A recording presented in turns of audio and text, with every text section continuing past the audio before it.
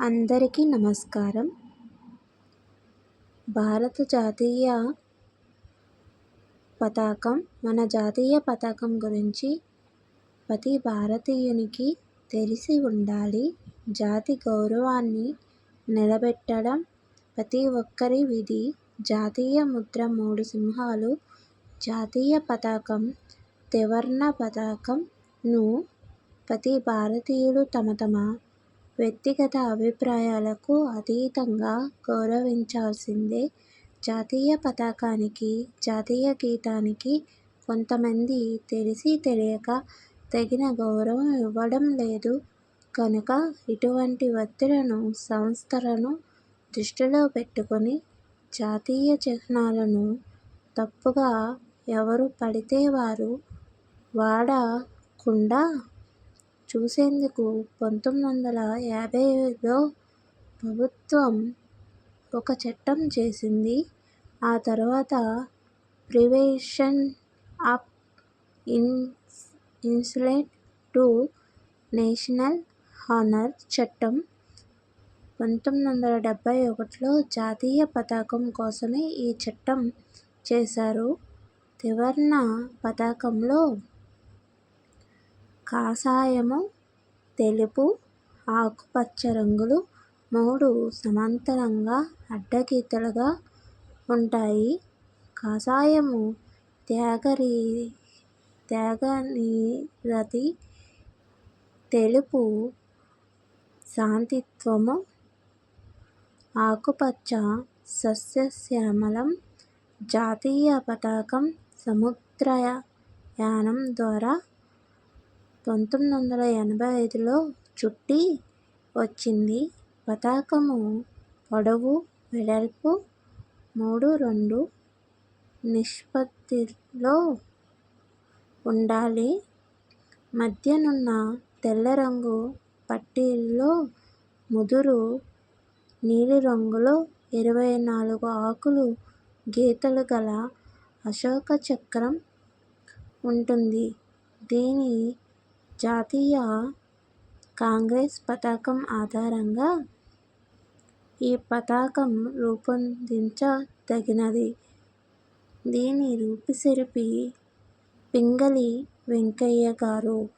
భారత రాజ్యాంగ పరిషత్ జాతీయ పతాకాన్ని 1947 జూలై 22వ తేదీ ఆమోదించారు. జాతీయ పతాకాన్ని సూర్యోదయం తరువాతనే ఎగురవేయాలి. సూర్యాస్తమయానికి ముందే తొలగించాలి. ఆవిష్కరణ, తొలగించడాలు రెండూ గౌరవ ప్రదంగానే జరగాలి. పతాకాన్ని ఎలా పడితే అలా ఉండ చుట్టకూడదు. చాలా జాగ్రత్తగా మడత పెట్టాలి. జెండాను కత్తిరించడం గానీ, మురికి చేయడం గానీ, ఫోటోను సైతం మురికి చేయడం, చించడం, నలిపి వేయడం చేయకూడదు.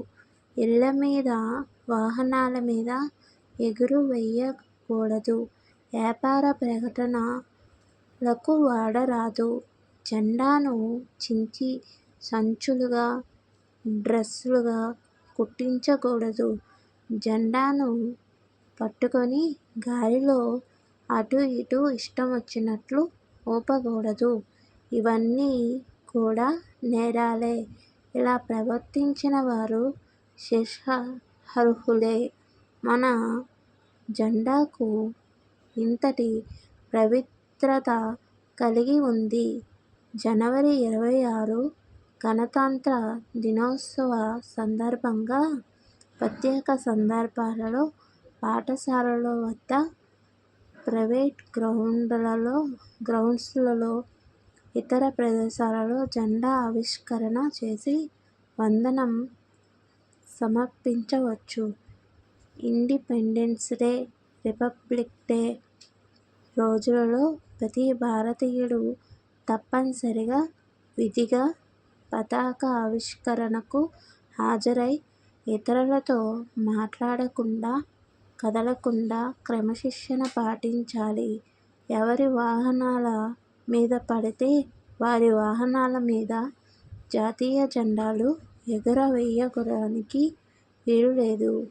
ఆ గౌరవం కొందరు దేశాధినేతలకు, ప్రభుత్వ అధినేతలకు మాత్రమే పరిమితం చేయబడింది. ఆయా పదవులకున్నటువంటి హోదాను బట్టి వారి వాహనం మీద ఎటువంటి పతాకం, ఎంత సైజు ఉండాలి, అది ఎలా తయారై ఉండాలనే విషయాన్ని కూడా చట్టం వివరంగా తెలియజేస్తుంది.